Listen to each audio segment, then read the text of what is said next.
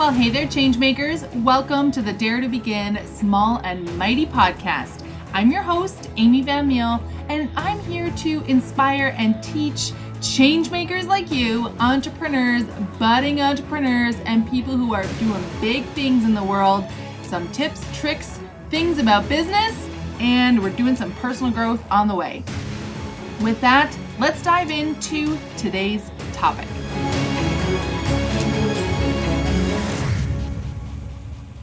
Well, hey, good morning, everybody. I hope you're having a fantastic day today. Thank you so much for joining me on the podcast. I'm stoked that you're here. And the day I am recording this is actually my guy's birthday. So I'm like all hopped up on caffeine and birthday excitement. I think I said this last week in last week's podcast where birthdays are my favorite. Like, I love birthdays. It's kind of crazy how much I love birthdays, but I love birthdays. I love my birthday. I love everybody's birthday. I think all birthdays should be celebrated, and it's not really about your age. It's just about the fact that you have a day that is all about you. So if your birthday is today, happy birthday. If it's not, well, stay tuned. Let me know in the Instagram DMs when your birthday is so I can properly celebrate you. And stay tuned because my birthday is coming up in August.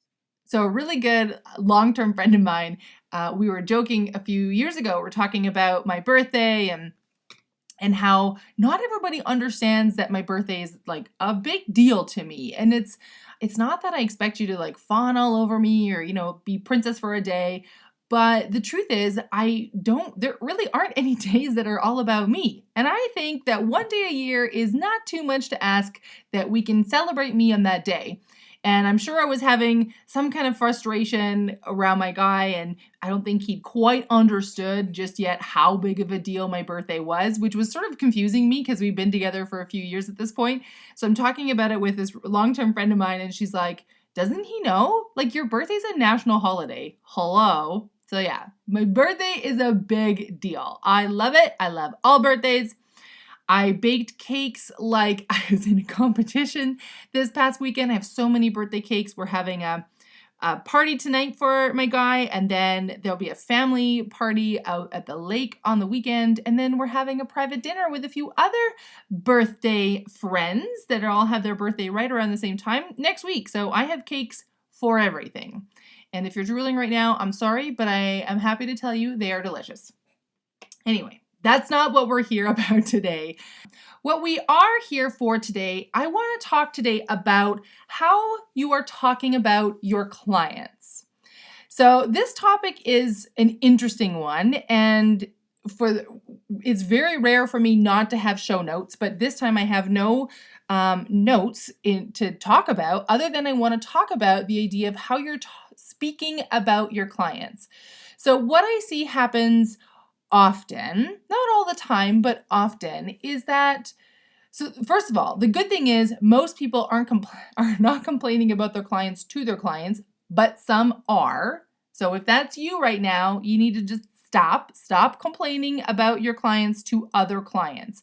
It's one thing to have a conversation and say, look, this is really, this came up this morning and this client's a bit of a headache. And I've had those conversations, but I would never say to a client, you would not believe this client. Like, they don't do this and they're really annoying and they have the worst kids and they have all these things, right? It's not your place. First of all, your client doesn't need to know those things. And second, when you speak that way to your clients, they're not wondering so much about, wow, that client's really terrible. They're thinking, what is this person saying about me when they're talking to somebody else? So we talk about the idea of building trust in your relationship. So in the Profit Power Pack, one of the things that I talk about is strategies that are designed to build trust in your relationship with your client, which is key in order to have a good working relationship moving forward. When you talk about your clients poorly, then you essentially erode the foundation of that trust, and you don't want to do that. Now, this topic came to mind because of a friend of mine who, as long as I've known this friend, has always been frustrated with the clients that they bring in. And, the stories that I would hear, I'm like, okay, that kind of seems like, that seems a little bit, maybe not quite kosher. That client could have behaved better. But it was so consistent, kept on going so long that I'm like, what if there's something else at play here? Here's the thing. Here's a little tough love for you right now. The only common denominator between all of your clients is you. So if you're complaining about all your clients, if all of your clients are driving you crazy, if you're constantly saying, I need to fire this client, I wish I never took this client on, if you're saying that about virtually every client that you have, then it's time to do some self-reflection. Because the truth is, in most cases, for most businesses, clients are not related to one another, right? So you might get referrals. So if you have one client and they refer a friend or a colleague or a family member to you, then there may be some similarities. But most of the time, client lists are a group of people that the only common denominator across that group is they're working with you. So that means that if you are unhappy with the clients and how they're working with you, treating you, whatever it is, whatever that looks like, then it's time for you to take a deep look inside, because you are the common denominator. And I know that sounds really harsh and you're like, geez, Amy, I need some burn cream off of that. But that's the truth. You need to be understanding and clear on how you're coming across. So one of the other things that I talk about in the Profit Power Pack, and I teach in my Lost to Launched Academy, is the idea of managing expectations. So I had a terrible experience recently with a service that I hired in to help with an element of my business. And from the start, I thought I was pretty clear about what I expected, what I required from this company that I'd hired to help me with this thing. And yet it was a disaster. It took forever to get what I needed. It ended up costing me more because there were late charges involved. Like, it was just a disaster. But the thing that was most interesting to me was that I knew the business owner previously, and they had spoken about how their clients were always so frustrating and that they weren't good at communicating, or they always seemed to have these crazy expectations. And after this experience, I'm like, I don't think it's the issue on the clients. I think the issue actually lies on the business, and the business owner in particular. It is your job to set your clients' expectations and to manage them accordingly. So let me give you an idea of what that looks like. When I bring on design clients, I am very clear about things like the cost of hiring me, the payment terms that are associated. So if I have just one design session, if I'm just doing a color session with a client, they know that it's always a minimum of an hour, and I let them know that after that minimum hour, I will bill on the quarter hour. And that works perfectly because my clients understand exactly what they're paying for. They know that they have some control over the time they take. If they ask a lot of questions, then they understand that they're paying for that time.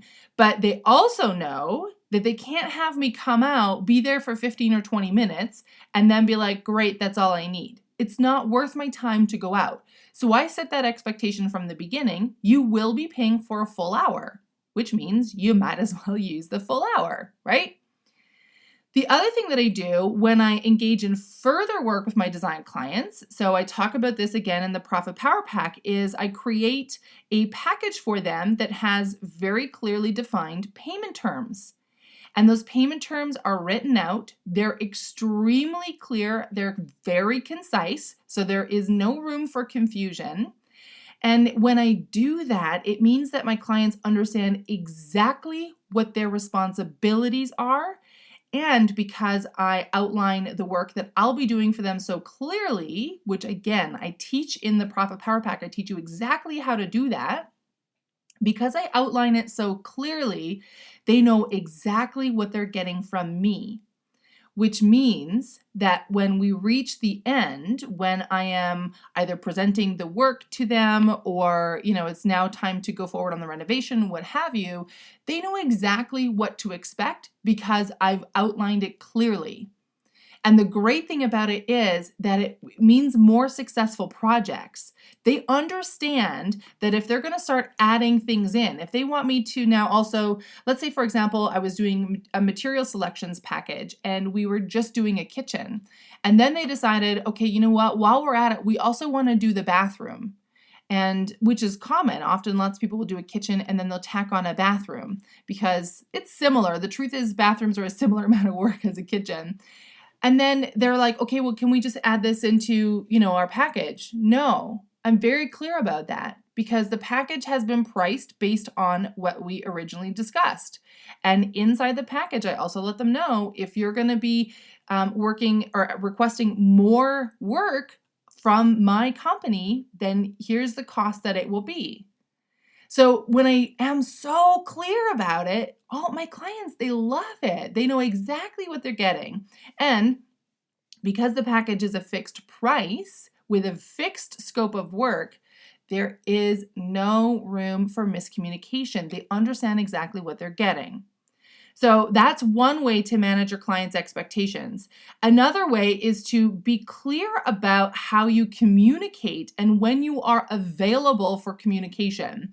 Now, this is an interesting, on my own personal level, I'm curious about this. So I'm asking some questions around this because I find this intriguing about my reaction. I have very clearly defined business hours. So from 9 to 5, that is my technical business hours. Those are when I'm either in the office or I'm meeting with clients. Generally, that's when you can either expect to get a hold of me or you can expect to have a response. Now, there's a little bit of gray area. On occasion, I will be in the office a little bit later. I might be in the office until even 6 or 6:30 where I'm responding to a few emails or we're just getting an order tightened up, whatever it is. But most of the time when 5 o'clock hits, then I'm not responding to client requests. I'm not responding to emails. I'm rarely responding to phone calls. Like I won't answer them because that's outside of my business hours. Now, what I find interesting, and this is the part that I was saying, like, I'm curious about this and my reaction around this, is when I am speaking with another business owner about something that's business related. So I had recently reached out to a social media planner, coordinator, something like that. And I receive a call back that says, hey, I'm available until 6, but the truth is I'm up late anyway, so you can call me anytime. I like to be up late, so just call me whenever and I'll be happy to talk with you. And when I hear that, that says to me that this person does not have clear boundaries, right? So to me, that says, first of all, they don't have clear boundaries, which also says to me that they don't have a good work-life balance, that they haven't balanced or haven't sorted out how to balance their time properly. And that for me is a huge red flag because I see that as the first key to burnout. So it's one thing to want to be available for your clients, but it's another thing to be available all the time. So I've heard lots of business owners, solopreneurs especially, that feel that they have to always be responding to emails, that they're in their office until 10, 11, 12 o'clock at night because they're catching up on emails. Now, if that's how you've designed your business and you're okay with it, then I guess go on with yourself. But that doesn't sound like a balanced life to me. At 10 o'clock, I'm in bed. Like, I'm done for the day. There's nothing else that I can do. A few years ago, I applied for a job with WestJet. So I'm a huge WestJet fan. And I've always thought that it's kind of, this is between you and me, this is kind of my retirement plan, that at some point when I'm like, I'm ready to retire from the business or I'm ready to retire from whatever I'm doing at that time, that maybe I'll go work for WestJet. I love what they're all about. If you guys are in the States and having a listen, you may not be familiar with WestJet, but they are a Canadian airline and they're based out of Calgary, which is where I live. And they just do such an amazing job. Every time I step On the plane, they're fantastic. If I ever need to speak with one of their agents for whatever reason, they are so good. I sing their praises. They are just phenomenal. So a few years ago, I thought, boy, I would love to work for WestJet. I think that'd be a lot of fun. And what a great company to work with. I already love what they do, and their employees always seem happy. And so I applied for a job, and I was given the opportunity to interview, and they gave me a good outline of what was expected, like what the expectations are in the role that I had applied for, which wasn't clear at the beginning of the application process. And one of the things was that it was a 12-hour shift, but that you could be working anywhere from, it was like 6 a.m. until midnight or 2 a.m. or something. Like it was somewhere within that swath of time. It was crazy. And there was no way to guarantee that you'd have any particular shift. And I had to say at that point, I said, look, I would love to work for you guys, but I know that by 9 o'clock at night, I'm done. And the truth is, basically from 7 o'clock onwards, I'm on a steady downward slope. Like I'm not functioning at my optimal. I am at that point purely on coast. You're not going to get the best out of me. So if you're expecting me to work until 10, 11, 12, 2 a.m., like then basically half the time that I'm there working for you, I'm not fully present. And I would not want to have that kind of an employee in my employ. So I don't want to do that to another company. I understand very clearly when I'm working optimally. And does that mean that sometimes I start earlier or work later? Yeah, sometimes I do. But I manage my time accordingly so that if I need to work later in the day, that I'm not doing high intensive tasks. So for example, in my design business, if I have a lot going on, let's say I have lots of client meetings during the day, or I'm doing a lot of high creativity work during the day, but I also have a set of drawings that needs to get put out. Drawings to me, are relaxing to do. I enjoy doing them. They're like a puzzle that I enjoy putting together. So I can do a drawing in the evening. Now, if it's a highly technical drawing, then it's not worth doing in the evening because it will take me 2 or 3 times longer to actually accomplish it. And that's not a good use of my time. I would rather go to bed early, get a start the next day, or, put a couple hours in over the weekend if I need to. But because I've developed the skill of managing my time and also knowing where and when my strengths lie, then I can usually schedule it out accordingly. All right. So these are things that you need to think about when you're managing your clients' expectations. You need to know, when do you work the best? When are you at your optimal? Ideally, you are available for your clients when you are in your optimum range. Now, that may vary from one week to the other, but that's really the goal, so that you are giving your best to your clients. And it all comes back to the idea of, how are you talking about your clients?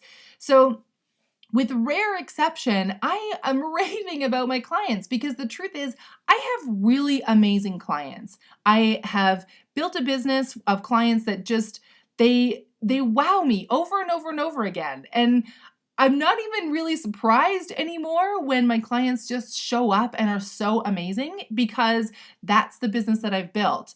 And a lot of clients become friends in a way because we build such a good relationship. There's a mutual respect and value between one another that I love working with them. Now, have I had clients in the past that make me want to tear my hair out? Yeah, absolutely. They are rare though. And even if I take a moment to talk about it with my guy or with a friend, where I'm like, oh my goodness, this client is driving me crazy, I would not go into a client meeting and start bad-mouthing other clients. It's not good business. So I want you to really think about, how are you talking about your clients? Because it makes a huge difference in a lot of ways. I mean, just from the standpoint of, how are you feeling about your clients? If you're always complaining about your clients, you're always frustrated with them, that will transfer. That also means, if we're going to start talking like energetically on a universal scale, I'm giving you guys air quotes here, you are now vibrating at a frequency that you're going to attract more of that. Is that really what you want? Do you really want to attract even more clients to give you more reasons to be frustrated? I sure don't. I mean, if that's the kind of business you want to build, well, go ahead, I guess. But what a miserable way to conduct your business every day, to have clients that frustrate the crap out of you. That sounds like a terrible way to spend a day, in my opinion. So really think about that. Think about how you are, how you're talking about your clients, and be cognizant of it on all levels, right? So it's not just when you're talking with other clients. Be cognizant of it when you are, for example, at a networking event or a party where you're talking with other people and they're asking you about how your business is and how things are going. Now, this is a challenge for me. I know I learned from a coach a few years ago that basically said, you know, if you're always saying like things are really slow, or I just wish it was busier, or the economy really sucks right now, or things like that, then this coach said you're just going to bring more of that in. So his point was to say, you know, my business is really good and I'm getting excited for it to grow even bigger, which sounds great when you're in a conference room and you're like, yeah, okay, totally say that. But then when you're in real life and you're talking with people, it doesn't feel authentic.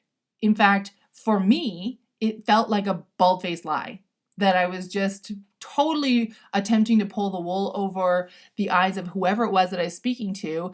And whether or not they believed me wasn't the point. I didn't believe me. So when someone would say, "How's business going?" and I'm like, "Oh, it's great. I'm so excited and I want to bring in more clients." And meanwhile, I'm sitting in the office going, "Oh my gosh, I have no idea how I'm going to pay my bills this month, or I have no idea how I'm going to find more clients."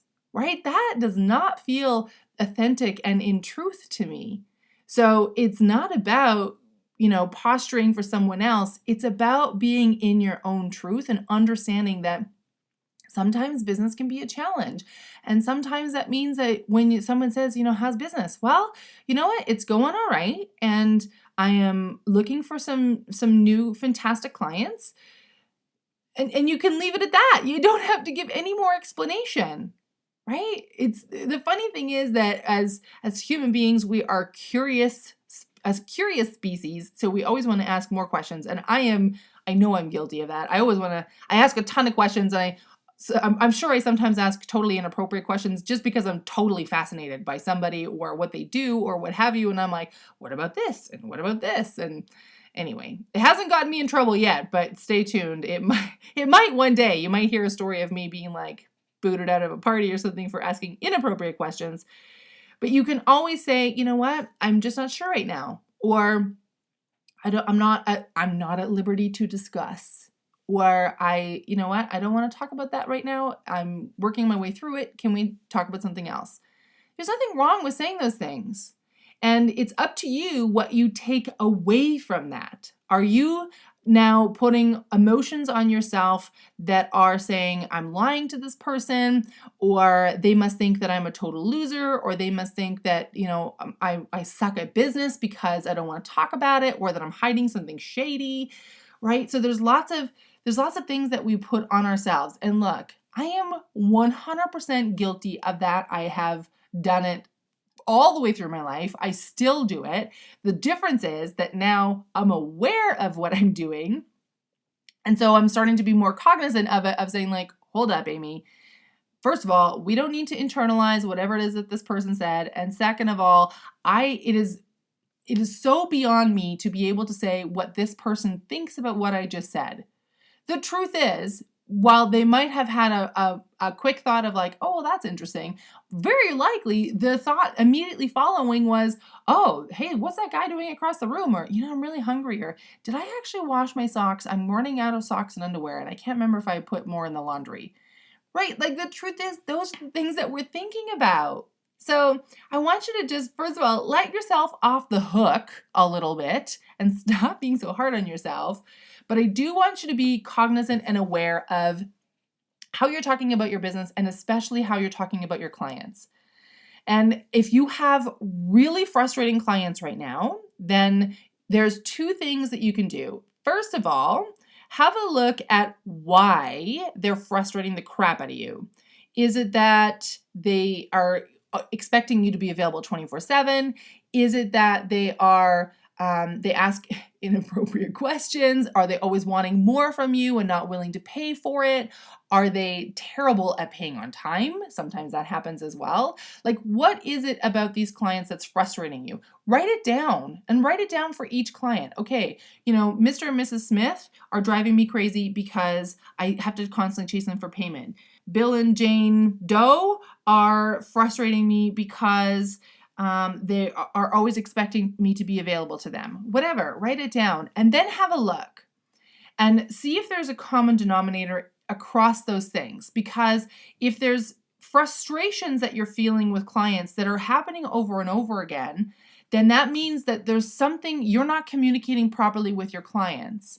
So for example, if it's related to getting paid, and specifically getting paid on a timely manner, if that's one of your big frustrations, that you feel like you're always chasing for payment or whatever, then that means that you have not set out clear expectations of payment with your clients.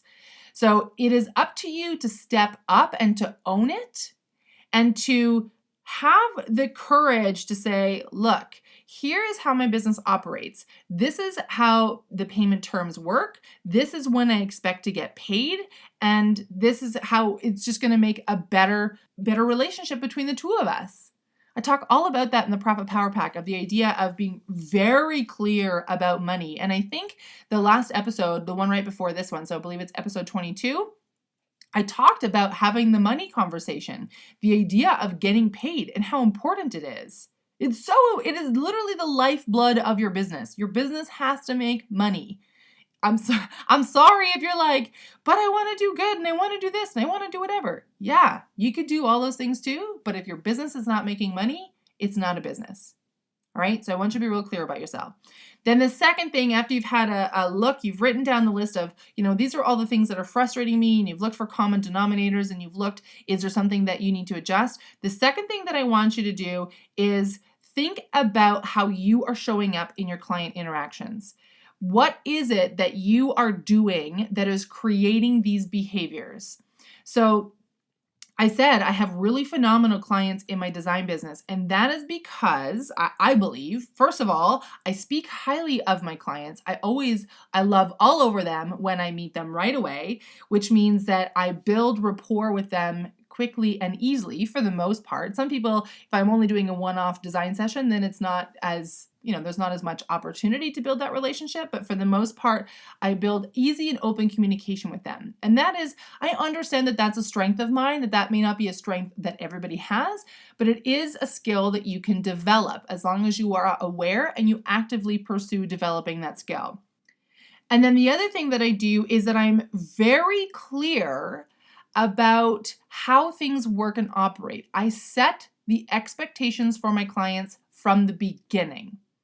Now, one of my core values in my design business is the idea of clear and honest communication, which means that I will always tell you the truth. I will always be upfront with you about what's going on. And that does mean sometimes on my part that I have to own a mistake. I have to be like, I really screwed up right then. I'm really sorry. And here's what we can do going forward. Okay? So that does happen on occasion. Sometimes I do need to fess up to the fact that I screwed up. I'm really sorry. It happens very rarely, but sometimes it does. Then the other thing that it does is it also that my clients understand, because I have a value of being clear and honest in my communication. This is especially true when we're actually in the construction portion of a design project. If something comes up, and for those of you who've ever done a renovation, there's always something that comes up. If and when something pops up where it requires a solution or at a cost or something, I know right away, and I will always tell the client the day of, if possible. I've had clients that are traveling, so sometimes it can't happen until the following day, but I do my best always to communicate the same day. But I always have a solution already in the works.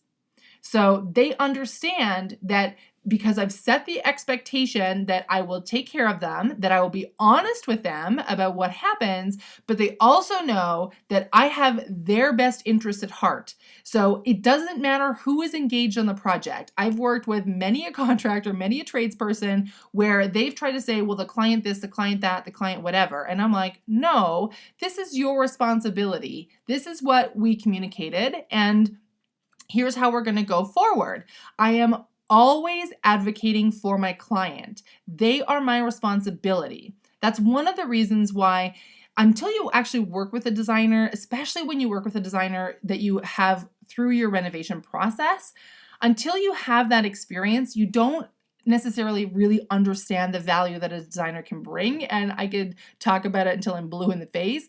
But once I've had clients that have worked through renovation with me and they understand that I go to the bench for them, I am always there, I'm always standing up for their best interests, and I always have their back, then they're like, wow, it's worth every penny and more than what I paid to have her be part of this project. So those are things that I do to build positive relationships with my clients. I always make sure that I'm clear, and I don't pass the buck. Like I said, if I screwed up, I'll tell you, I'm really sorry. I really dropped the ball on that one, right? It never feels good. There's always a little bit of like self-flagellation that happens at the time. Like, really, Amy, you should have known better. But I have to still be honest with my clients. Now, when it comes to you guys, when it comes to students of Dare to Begin, students who go through the Profit Pack or through Lost to Launched Academy, I set clear expectations of what is included in each product. So you understand what you're getting, but you also understand what is your responsibility. So I cannot do the work for you. I will make it as easy as possible. Everything's been set out step by step. You have video training and audio training, and there's PDF. There's usually a live Facebook group or some kind of a community where you can touch base into and get support that way. And I'll do a lot of like Q&A. I touch on things through the podcast or through my Instagram page. But despite all of those things, I can't do the work for you. So when you step into it, if you're expecting that all you have to do is like put your name here, put this here, and boom, away you go, you have a fully functioning business, well then I'm sorry, but that's not how it works. And I was clear about that from the beginning. So that's why it's really good to understand how your clients work through the process, which is, again, something that I teach you both in the Profit Power Pack and in the Lost to Launched Academy, which is the full business launch program, which is coming up again in September. And I'm always cognizant of how I speak about potential students and students that I have already. Same as my clients. I'm always thinking about, if this were me, if I were talking about myself right now, how would I feel hearing what I'm saying? Because as soon as you put yourself in their shoes, it makes it more personal, obviously, because now all of a sudden you're thinking about yourself. But all of a sudden, rather than looking at it like, this person's just driving me crazy, now you've put yourself in their shoes and going, okay, maybe they have a valid point right here. Maybe they're frustrated with this, or they're not paying me on time, or they're not doing the work because I haven't been clear about what they should expect. And as soon as you understand that, when you get that clarity, then you can do something about it. And when you start making those moves to do something about it, now all of a sudden you build a much better business. You build a client list that you just want to love all over. I have clients in the design business that come back to me over and over and over again through the years. And it's not just because we've done good design together. It's not just because their space looks good. It's because the experience in all shapes and forms was a positive one. And again, because clear and honest communication is one of my values, if there were hiccups that came up along the way, I dealt with them directly. And I build that trust over and over and over again. I build that trust with my clients. So that is on you. That is your responsibility. It is not the responsibility of your clients. So I want you to think about how you're talking about your clients. If you have a particular client that's driving you crazy right now, that you're just like, oh my gosh, there is not enough wine in the world to deal with this problem, then what would be really powerful for you is to sit down and write out why they're frustrating you. And is there something that you maybe have not communicated clearly to them?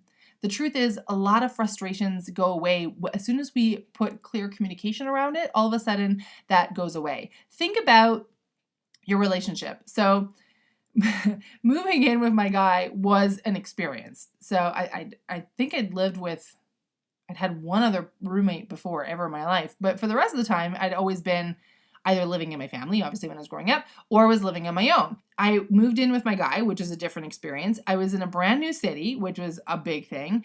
But that also meant that I didn't have the direct support of my friends that I had back in Manitoba.